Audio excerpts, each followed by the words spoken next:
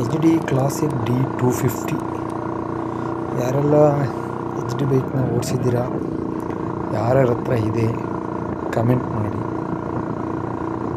ಇತ್ತೀಚಿನ ವರ್ಷಗಳಲ್ಲಿ ಹಳೆಯ ಗಾಡಿಗಳನ್ನ ತೊಗೊಂಡು ರೀಸ್ಟೋರ್ ಮಾಡಿಸಿ ಯೂಸ್ ಮಾಡ್ತಿರೋ ಸಂಖ್ಯೆ ಜಾಸ್ತಿ ಆಗ್ತಾಯಿದೆ. ಕಾರಣ ಏನಪ್ಪ ಅಂತಂದರೆ, ಹಳೆಯ ಗಾಡಿ ಯೂಸ್ ಮಾಡ್ತಿರೋದು ಸಾಮಾನ್ಯವಾಗಿ ನೋಡಿ, ಎಲ್ಲ ಹಳೆಯ ಗಾಡಿಗಳಲ್ಲಿ ಸೌಂಡ್ ಮುಖ್ಯವಾಗಿ ಎಚ್ ಡಿ ಆಗಿರ್ಬೋದು, ಹಳೆ ಬುಲೆಟ್ ಆಗಿರ್ಬೋದು, RX ಆಗಿರ್ಬೋದು, ಇವೆಲ್ಲ ಏನಂದರೆ ಸೌಂಡ್ಗೋಸ್ಕರ ಹೊಂದಿರ್ಬೋದು. ಇನ್ನೊಂದು ಕಾರಣ, ಕೆಲವರಿಗೆ ಒಂದು ಹವ್ಯಾಸ ಇರುತ್ತೆ ಹಳೆ ಗಾಡಿ ಇಟ್ಕೋಬೇಕು, ಹಳೆ ಗಾಡಿ ಓಡಿಸ್ಬೇಕು ಅಂತ. ಆ ಕಾರಣದಿಂದ ಇರ್ಬೋದು. ಒಬ್ಬೊಬ್ರಿಗೂ ಒಂದೊಂಥರ ಆಸೆ ಇರುತ್ತೆ, ಒಂದೊಂದು ಕಾರಣ ಇರುತ್ತೆ ತಗೊಳ್ಳೋಕ್ಕೆ ಹಳೆ ಗಾಡಿಗಳನ್ನ. ಎಷ್ಟೋ ಜನ ಈ ಗಾಡಿಗಳನ್ನ, ಹಳೆಯ ಗಾಡಿಗಳಿದಾವೆ 2 ಸ್ಟೋರ್ ಗಾಡಿಗಳನ್ನ ಗುಜ್ರಿಗೆ ಹಾಕಿರೋರು ಇದ್ದಾರೆ. 2,000 3,000ಕ್ಕೆಲ್ಲ ಮಾರಿರೋರು ಇದ್ದಾರೆ.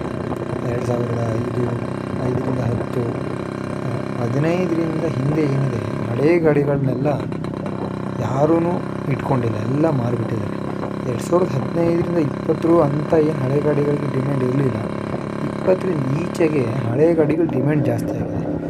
ನೀವು RX ತೊಗೋಬೋದು, ಎಚ್ ಡಿ ತೊಗೋಬೋದು, ಜಾವಾ ತೊಗೋಬೋದು, ತುಂಬ ಡಿಮ್ಯಾಂಡ್ ಇದೆ. ಗಾಡಿಗಳೇ ಸಿಗ್ತಾಯಿಲ್ಲ, ಸಿಕ್ಕಿದರೆ ಯಾರೂ ಬಿಡ್ತಾನೂ ಇಲ್ಲ. ಆ ರೀತಿ ಡಿಮ್ಯಾಂಡ್ ಕ್ರಿಯೇಟ್ ಆಗ್ತಿದೆ ಹಳೆಯ ಗಾಡಿಗಳಿಗೆ. ಅದರಲ್ಲೂ Audi 350 RX Z ಎಲ್ಲ ನಿಮಗೆ Audi 350 5 lakh ಮೇಲಿದೆ. RX Z 2.5-3 ಲಕ್ಷ ಕೊಟ್ಟು ಸಿಗ್ತಾಯಿಲ್ಲ, ಅಷ್ಟು ಡಿಮ್ಯಾಂಡ್ ಇದೆ. ನನ್ನ ಹತ್ರ ಇರೋದು 1986 model ideal Java H D classic D250 250cc ಗಾಡಿ ಇದು. ಸೌಂಡು ಕೇಳಿಸ್ತಿದ್ದು, ಸೌಂಡ್ ಸಖತ್ತಾಗಿದೆ ಮಾತ್ರ. ನಮಗೆ RX ಸೌಂಡೇ ಬೇರೆ ಥರ ಬರುತ್ತೆ, ಎಚ್ ಡಿ ಸೌಂಡೇ ಬೇರೆ ಥರ ಇದೆ.